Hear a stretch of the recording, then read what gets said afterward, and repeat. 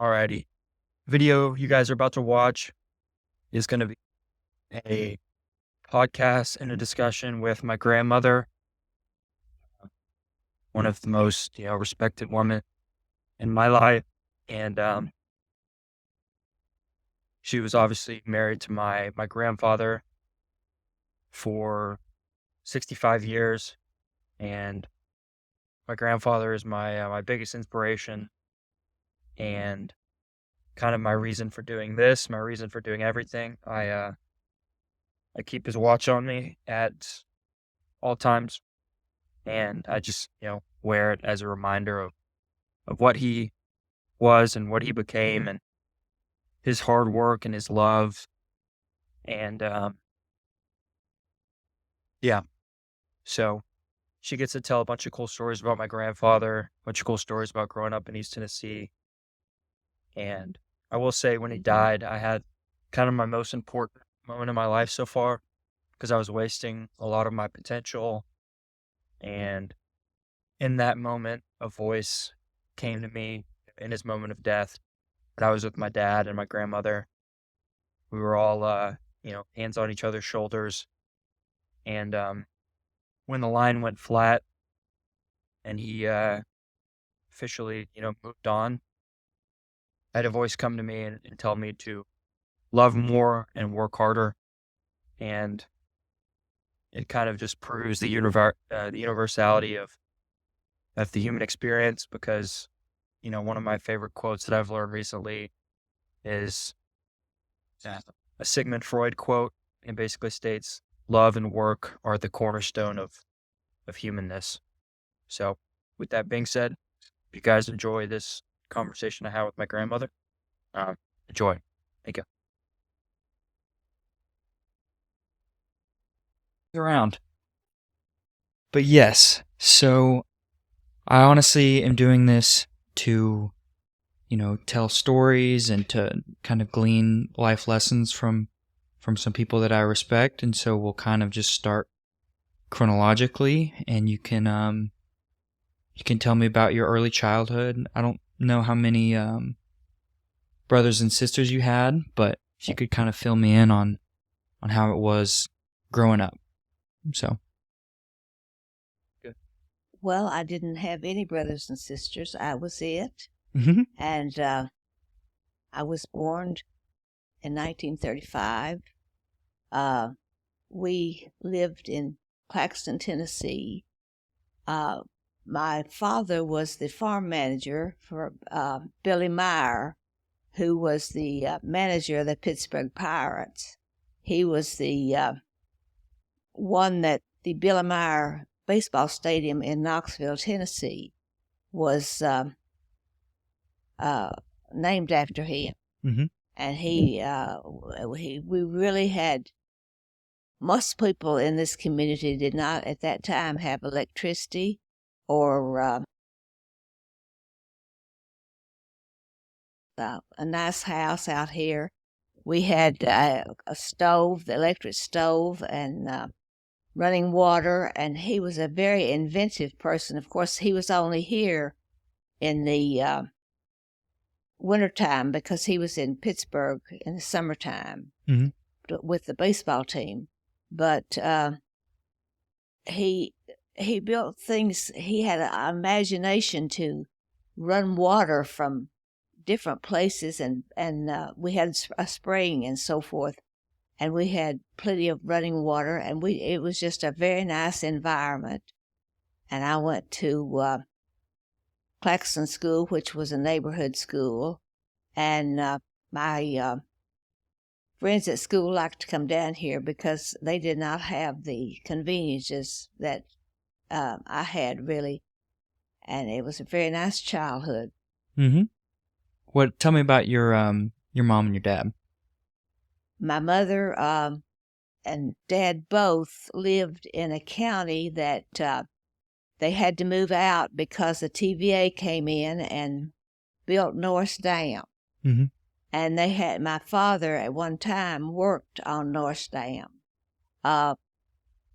They came down here, and after Mr. Meyer died, they were able to buy the farm, and I lived here until I got married, and then my husband and I lived in Oak Ridge. We had a building materials, and then after that was during the World War II when they built the atomic bomb, and that was really a fascinating time because nobody knew what was going on.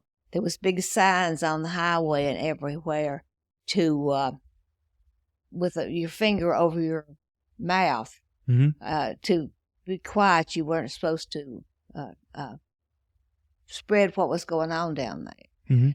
And my husband, when he was in the 3rd grade, he went to live down there, and it was really a muddy mess. It was very, very, very bad.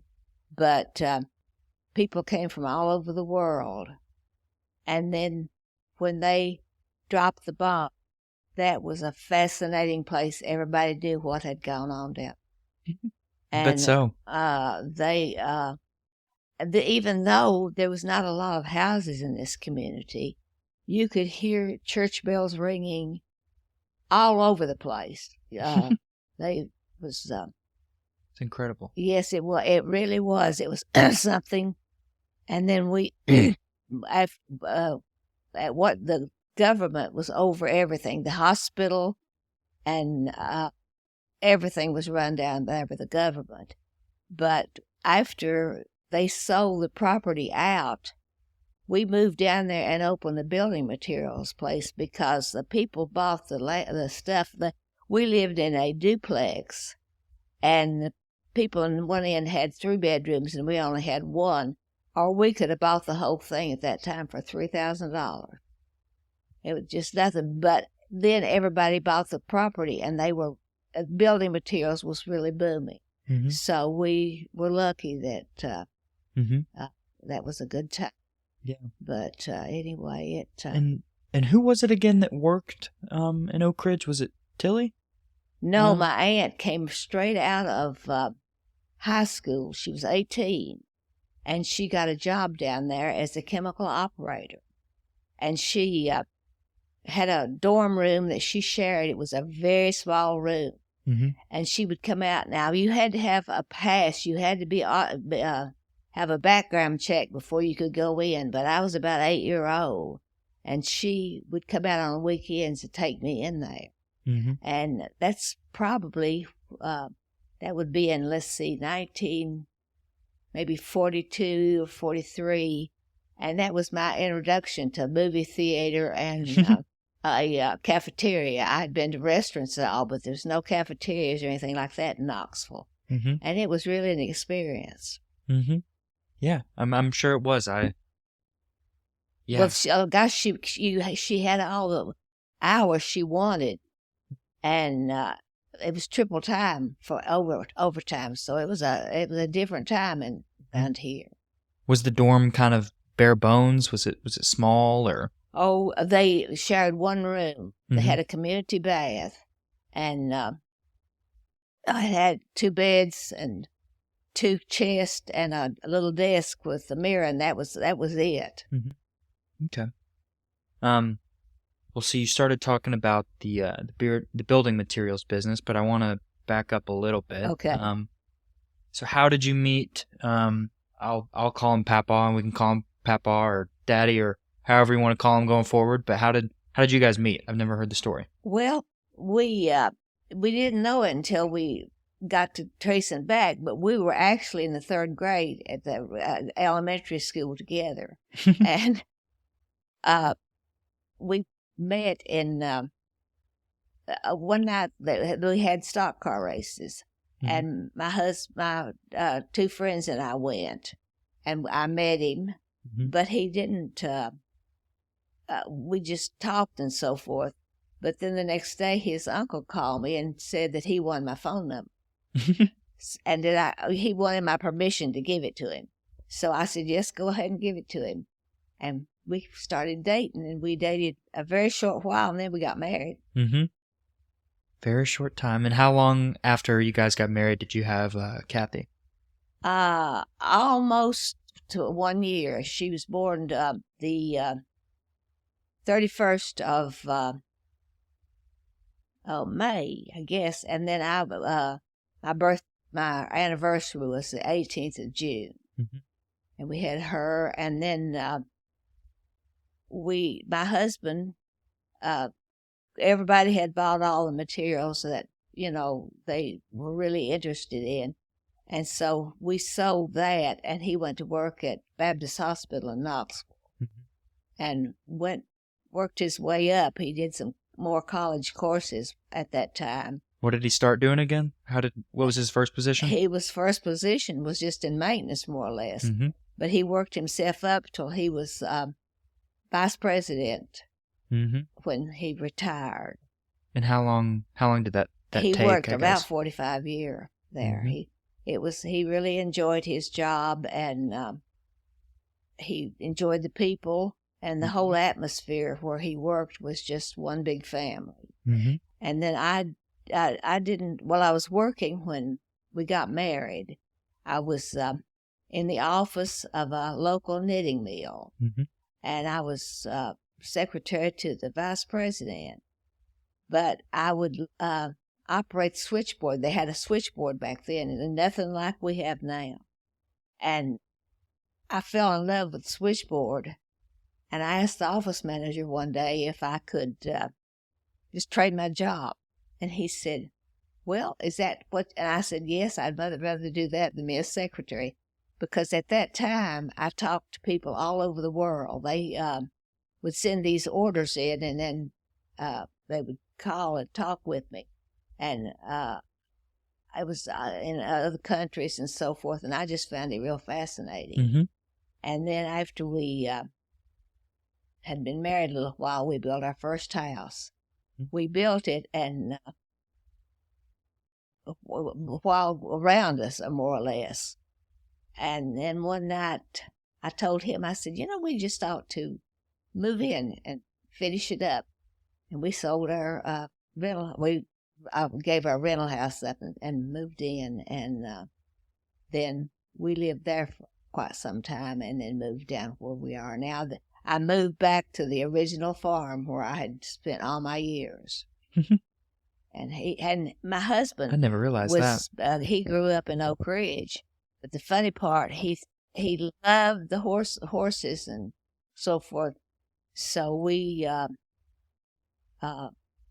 had horses, and son, who is Sam's father, he showed cattle all over the United States when he was in high school and college.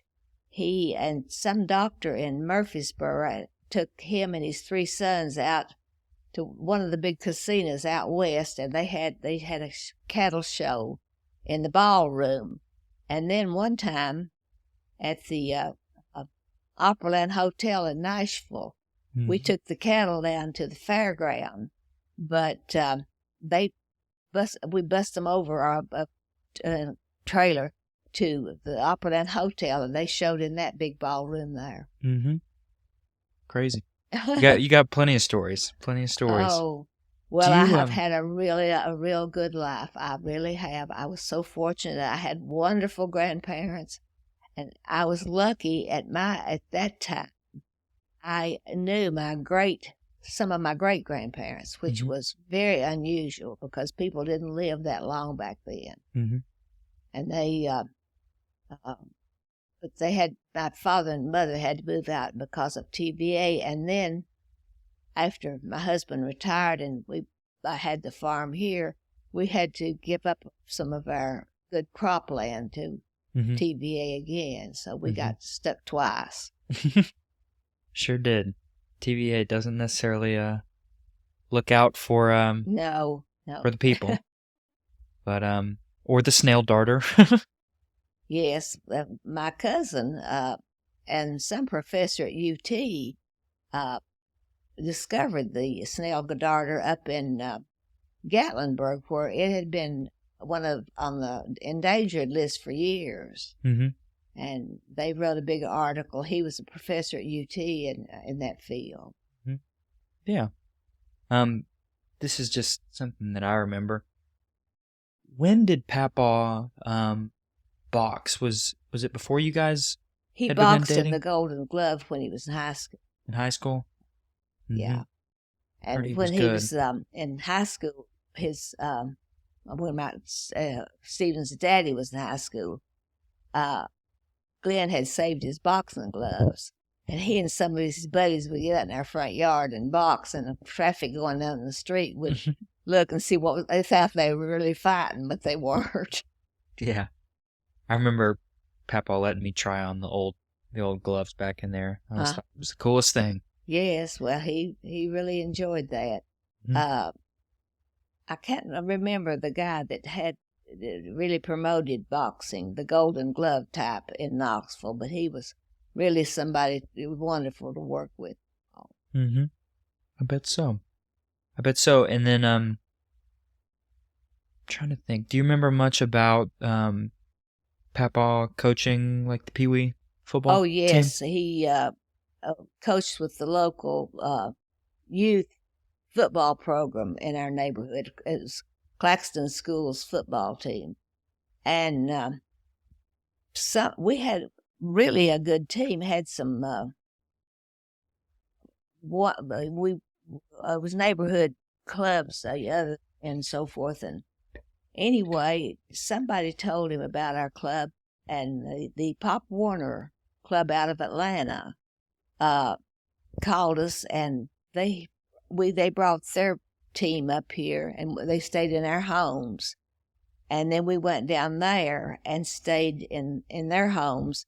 And before a Georgia Tech Notre Dame game, I believe, we played the little Pop Warner team in Grant Stadium. Mm-hmm.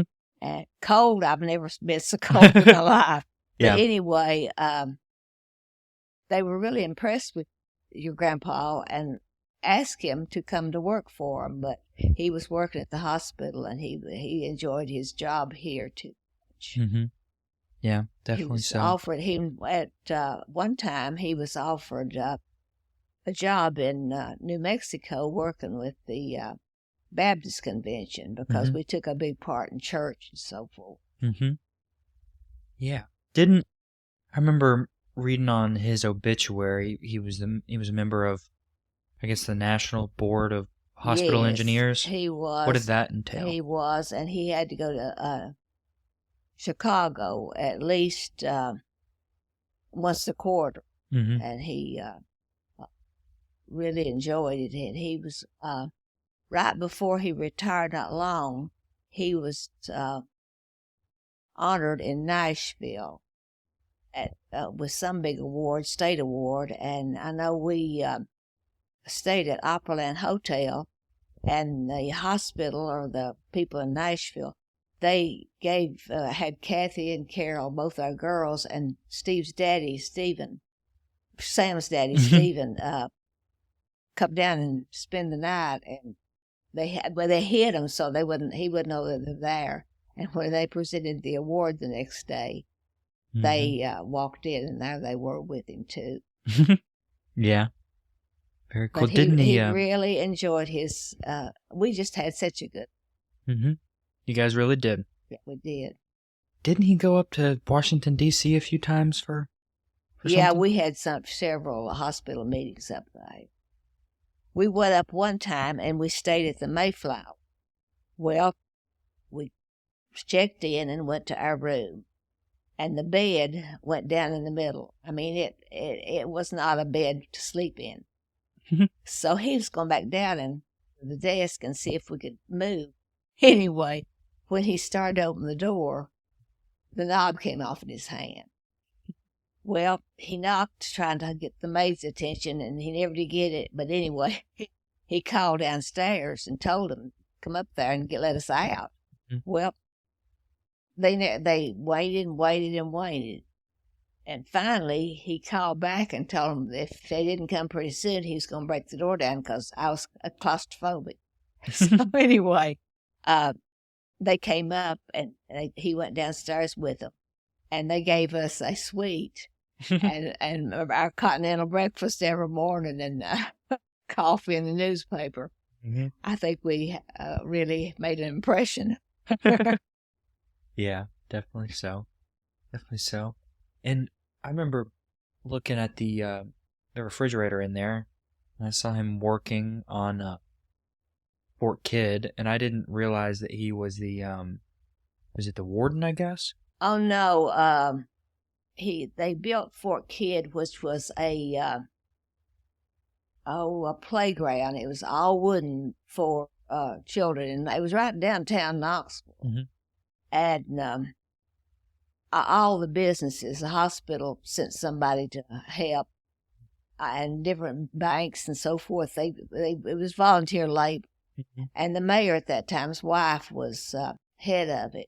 So they Glenn was a foreman, and he built it. It was really nice. We enjoyed it. The kids did for a long time, but it had got so they've replaced it, but more with more modern material that was not wooden. Yeah. I guess, so was he the one who designed it? No, he didn't No. design. He just was down the foreman. Mm-hmm. Somebody, I don't know who the plans were, but Crazy. yes. I always thought it was so cool because I don't have necessarily those technical building skills, but I mean, didn't he build the house, Well, the barn? I mean, our first house, we more or less built. mm-hmm. Now, those playgrounds are real nice. We have one in our community that I believe it was the union at Y12, all their workers come out. And Yep. I worked in the kitchen down there preparing lunch. We had about 50 men for lunch every day, and they built us a real nice wooden playground in 2 days. Mm-hmm. And all the food was Crazy. donated and everything. It was real nice. Mm-hmm. Real quick, lean the microphone a little bit further back towards your mouth. There you go. Yeah, right there. But yeah, there's so many good stories. Because I would say Papaw is kind of my inspiration for doing this. Well, I think he was an inspiration to so many people because now he's been gone for 2 or 3 years, 2. Mm-hmm. Anyway, I get lonesome, of course, but all of my friends my age are gone.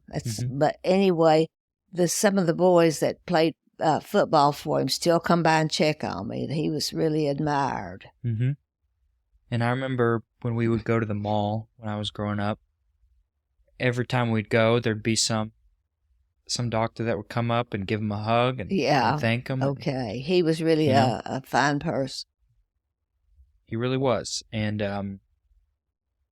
remember I was kind of wasting a lot of my potential in school, and I wasn't really doing the right things. And when he died, some voice came to me and asked me, he was like, why are you wasting your potential? I have more resources than he did, and I've really kind of gotten my affairs in order since he died, Well, he was so proud of all the grandchildren. And when Aaron was little, we were in Nashville at Stephen and Betsy's house, and she got sick, and we took her to Vanderbilt emergency room. And we came home, and then we all went to bed. And I didn't miss Glenn in bed, but anyway, when Glenn retired, and I'll tell you about his retirement in a minute, but anyway, Stephen got up to check on her, and there on the floor beside her crib laid his daddy. He had got up and was laying there making sure she was okay. Mm-hmm. He was very, very special. He really was. But his retirement was real cute. He liked horses so much, and they rode horses so much.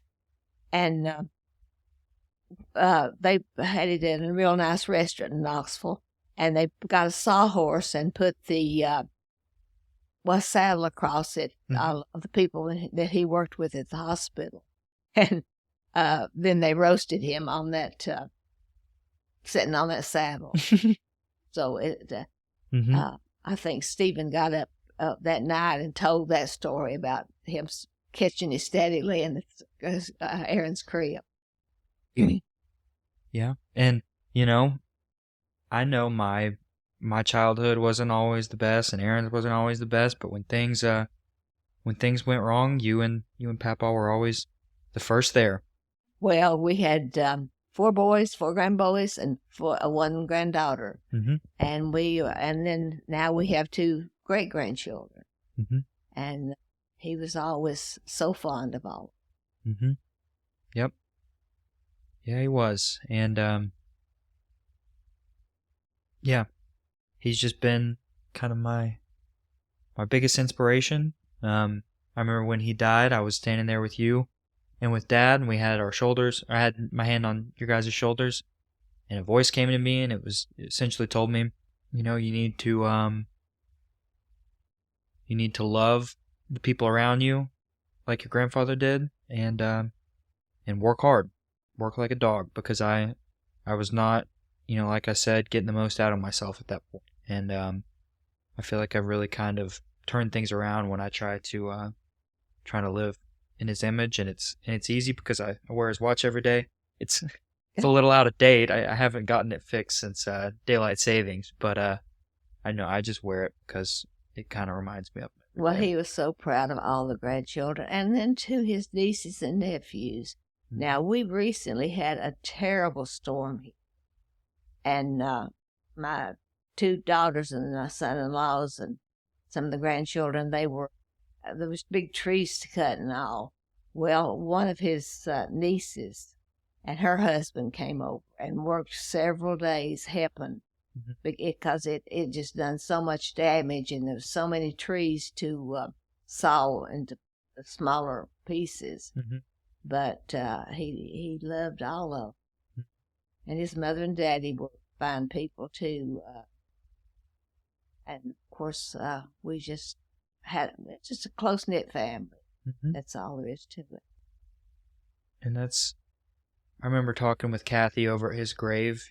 There's so many other families these days that are being pulled apart for one reason or the other, but we were always lucky to always be able to depend on each other. Well, we've been the luckiest people in the world because we have always been able to celebrate Christmas together. Usually half the families now are far, far away, and they don't get together that often.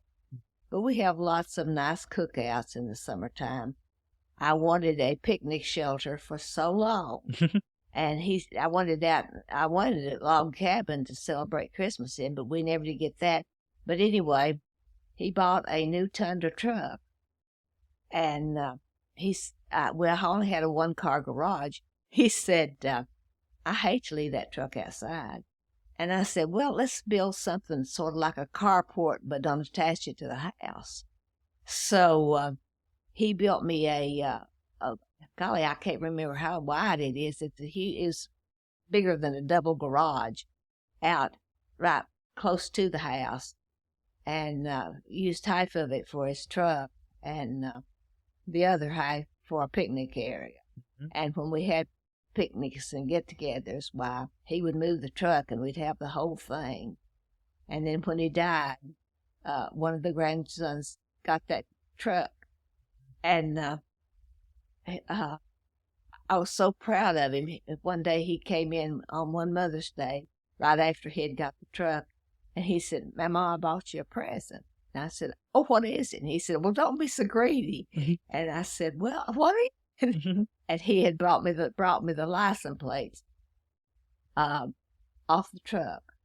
And they're out in the garage because I have a map out in the garage of the United States. And on that map, we have little stickers, Mhm. every place we've ever visited in the United States. Mhm. So you can just go out there and look and see where we've been. I remember this was probably maybe 5 5 years ago, maybe longer. But we planned a trip.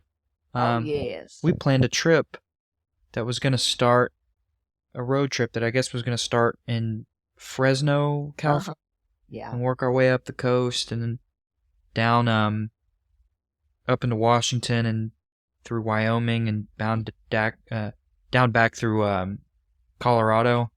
And I believe I've got a picture of it. I need to make it a point to take that trip one day once I have the Yes, money. it was marked on that. We got that ready. We were great cruisers. We loved to cruise. Yep. And we've been to most all the, yeah, that's it. I found it right here. Yeah, we were going to start in Fresno, go all the way north through California, through Oregon, through Washington, cut through Idaho, Montana, and go through Wyoming, and then, yeah, finish in Denver, Colorado. But that's when he started getting sick, wasn't he? He, we like to cruise, and I don't know how many, we've been about most ever a Caribbean. And then what fascinated us the most was we went to Fort Lauderdale and got on a cruise ship and went through the Panama Canal. It was very, very interesting. When you get going into Panama off the east side, the captain of the ship gives it up to a Panamanian captain, and he takes it through, and there's little carts on each side of the ship that they call mules, and they pull that ship through that. Because recently some ship got stuck. I remember. And it took, they couldn't get anything through it for a month or so. It was a long time. And Glenn, then we went through, let's see, was it Puerto Rico? No, I don't remember. 2 or 3 countries and by Mexico, and ended up, I believe, in San Francisco. Then took a plane and came home. But that was really fascinating. But that was. And he loved Alaskan cruise too. Yeah, I've got a picture. I don't know if you can tell me anything about it, but I have a picture of him lying down with his hat over his face, with beer cans lying everywhere. I think it was from a trip. Oh, yes. He went to horseback riding. He and this doctor, Waller Baptist, every summer went out past Nashville, taking the horses, and the horse trailer had living quarters in it. And I never did get to go because I worked in the school system, and I was always at work when they went. But it was several thousand acres, and they would go out there and ride all day. And he was laying in the hammock, and he went to sleep. And they went to all the garbage cans and collected the garbage cans and threw those all around him. And yeah, but it was really fun. This doctor was a gynecologist, and he and Glenn were such good friends. But one day I was sitting here one Sunday afternoon, and he was quite young. He was still in his late 50s. Not Glenn, but the doctor. And I got this phone call from one of the other people from the hospital. They said, I just called to tell you that Dr.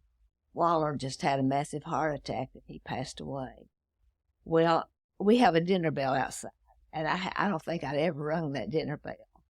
But I ran out and I rang the dinner bell. And then girls that lived next to the girl, they thought maybe something was wrong. They came flying, and Daddy was out in the field, and I told Kathy, I said, Kathy, get the 4-wheeler and go out and get your daddy, but don't tell him anything until you get in here, because I knew how upset he was. And they were going to take their horses out west, they were going to fly and ship them out. And he never took that trip. He never rode the horses much after. This friend died. They were just so close. Yeah. Wonder how long ago was that? It was probably, well, he was, I don't think he retired. I was alive though, right? Yeah, he was probably he retired in 2000, I guess. He was before that. but he loved his job. But after he retired, they wanted to maintain his office. Every now and he'd do a little consulting. But anyway, he'd get up maybe one morning a week, and I guess he was adjusting to retirement, and get dressed and go to the office for a while, drink coffee, and read the paper and catch up with everybody. Then he'd come home. But Speaking of, I want to show you something. okay. I found a picture. I was looking at old pictures. Um, find it, but I was looking at pictures online. I found one, Papa. Let's see.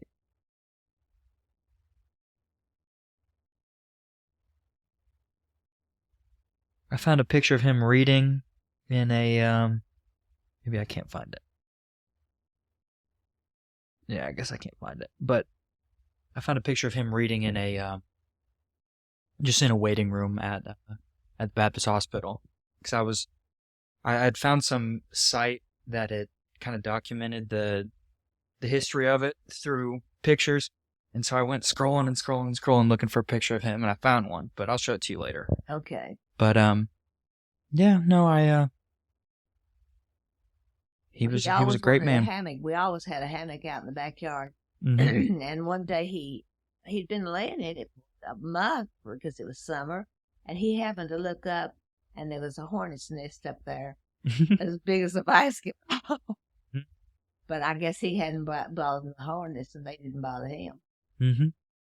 Yeah, I remember the first time I ever got stung by a wasp. You and Papa were looking after me. I guess Dad was out of town for something, and I remember it landing on the back of my neck and it tickling, and then I squished it, and it got me good. I've been stung a few times by wasps.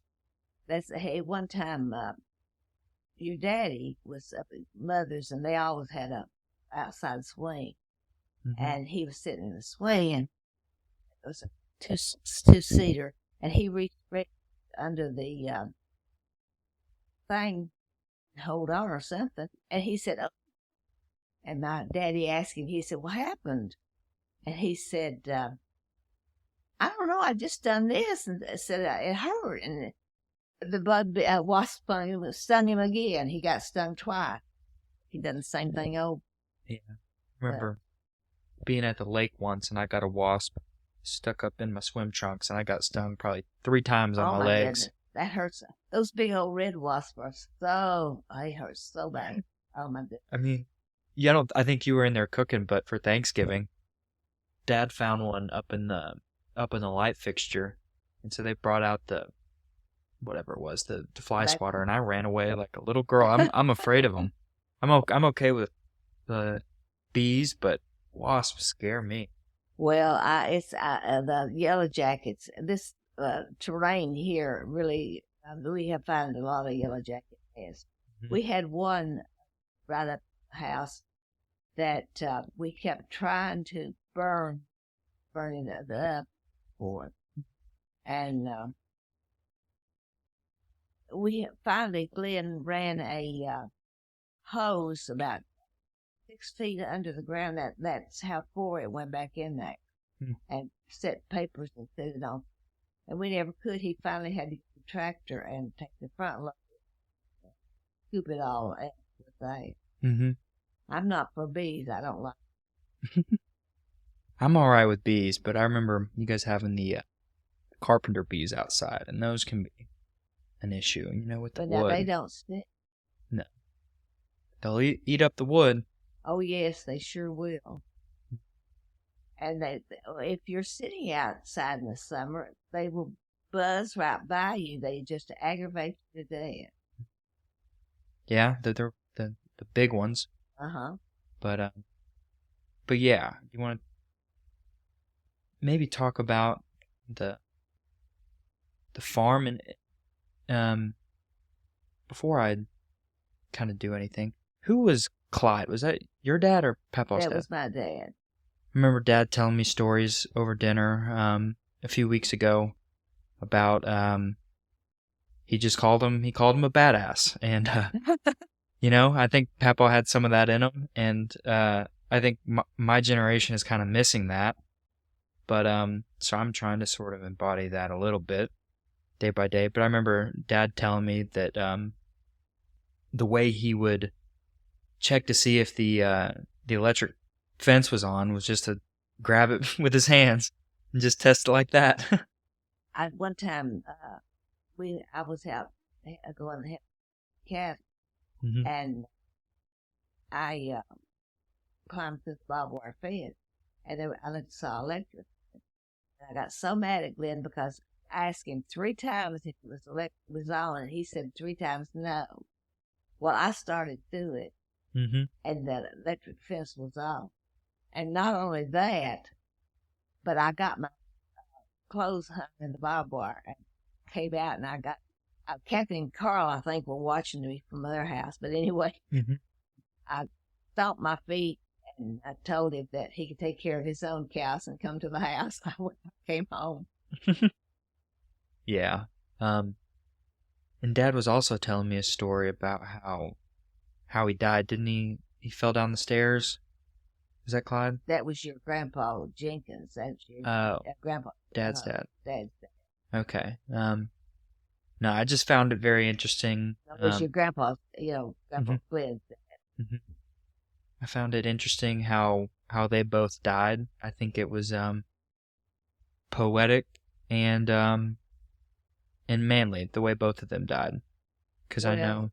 Go ahead. that your daddy, grandfather, I mean, he, we both have the will, the whole thing, and I just told the doctor what Hmm. what he had requested. That's the best thing, and everybody ought to have a will. Hmm. A will also, you can really mess up if you don't. Hmm. You know, we're all guaranteed to die. Sadly, That's true. um, it's sad, but it is what it is, and You've got a better place to go. you definitely do. Definitely do. And yeah, no, I just thought it was cool the way he died because he was, you know, he knew his mission on Earth was to work hard and take care of people. When he realized that he wasn't going to continue to be able to do that, he was like, "I'll take the chance, you know, with this surgery, in hopes that I can continue doing the right things." He wasn't going to be, um, he wasn't going to be put into a home. He was going to work his whole life, and when he couldn't work, you know, that was going to be it for him. You know. He was lucky. Well, we both. Some people get so bored, tired. Mhm. But now, after I retired, I still would go in to the house occasionally if somebody was out and they need somebody, and that just enough to keep me busy. And of course, I had retired to take care of my mother. She was frail. I Mhm. had a live-in that lived with her. And then Glenn, he had all this stuff that he had already prepared. Be busy. We stayed outside a lot. Mhm. Uh, Tilt it back towards. um, There you go. every we in our later years we did not exchange Christmas presents.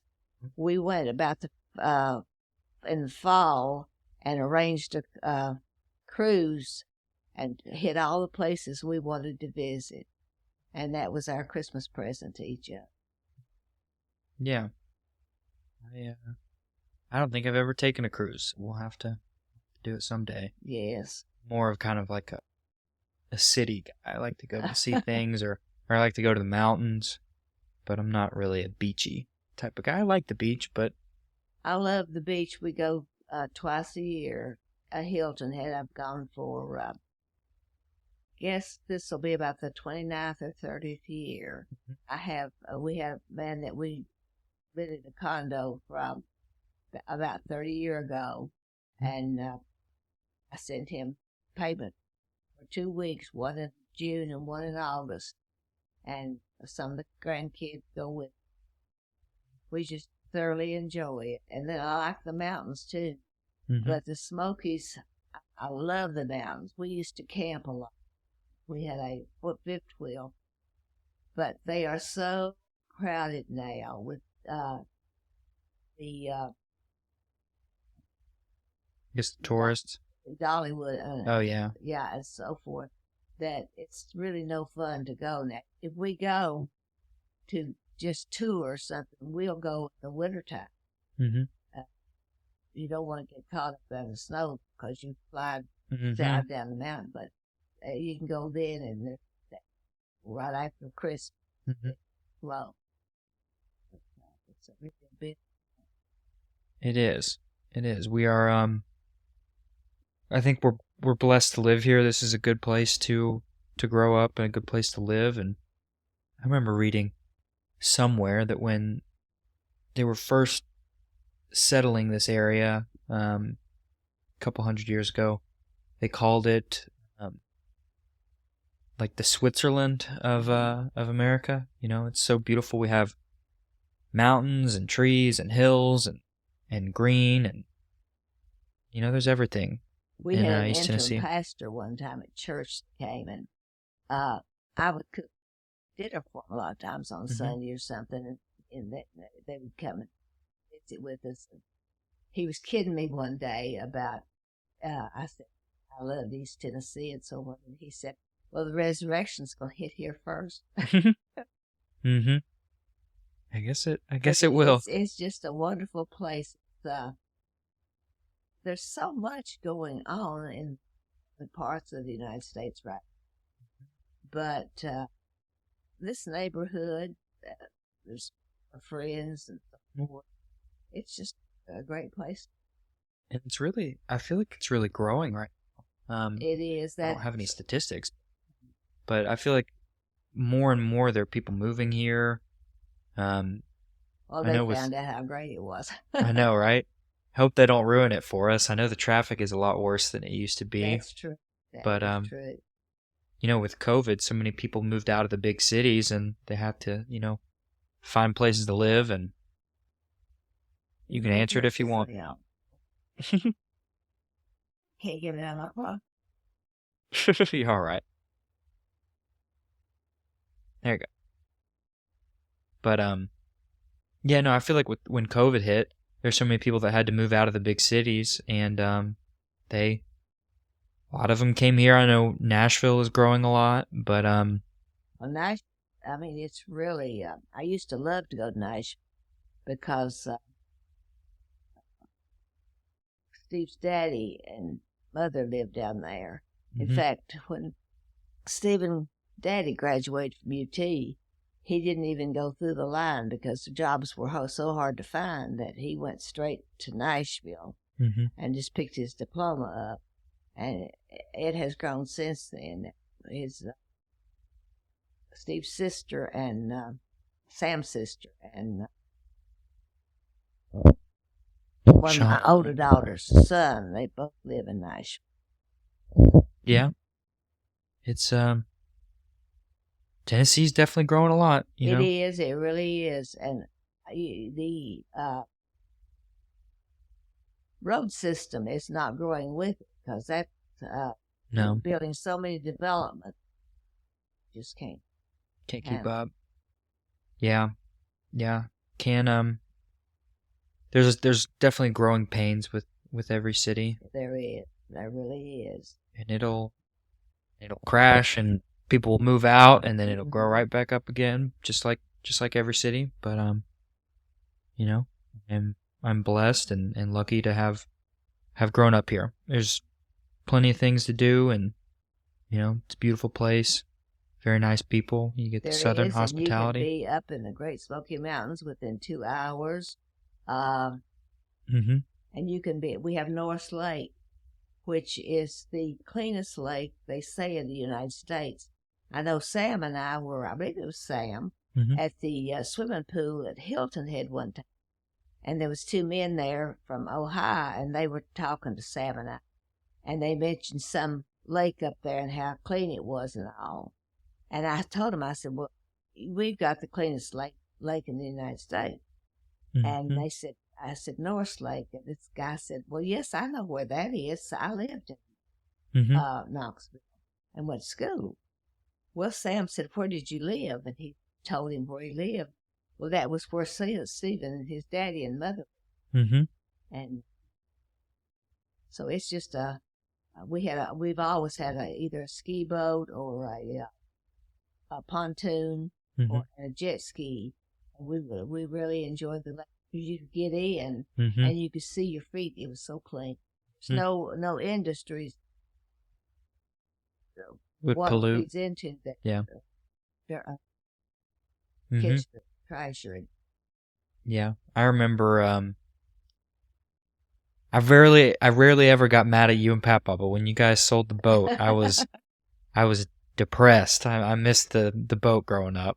Well, we just got to the place where he couldn't. We left it at the dock, Mhm. but he couldn't get it pulled in good or anything. Getting older, and we had to sell the camper. We loved to camp in the Smoky Mountains. That was Mhm. a great place to camp. There was the let's see, the loop out at Cade's Cove, I guess it was. Anyway,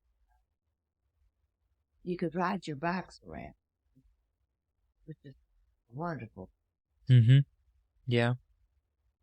You know, we have been blessed and lucky. That's true. That's true. And yeah, it's been a good life for me, and I know you've got a lot more experience than me, but I love always coming out to hear your stories, and we can wrap this up pretty Okay. soon, but I appreciate you sitting down and you being one of my how would you say? Experiments. Yeah, it's an experiment. This is like you're my lab rat. You're doing this with me because I'm just starting out, but you know, with this I just want to find an outlet for work and find something that I can work hard on and enjoy and kind of live in my papa's image.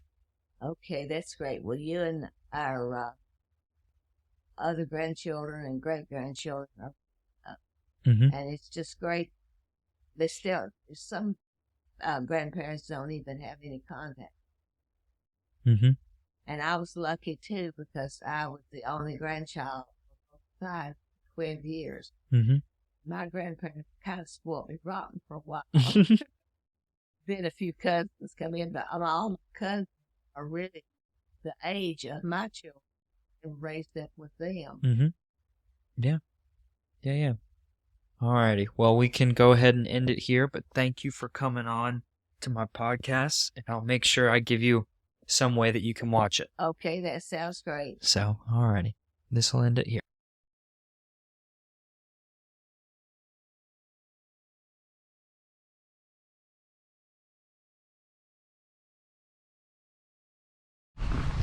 So it turns out that right in the middle of the podcast, we had a calf born. So I figured I'd bring it on down here and kind of turn the camera around so y'all can see what's going on here.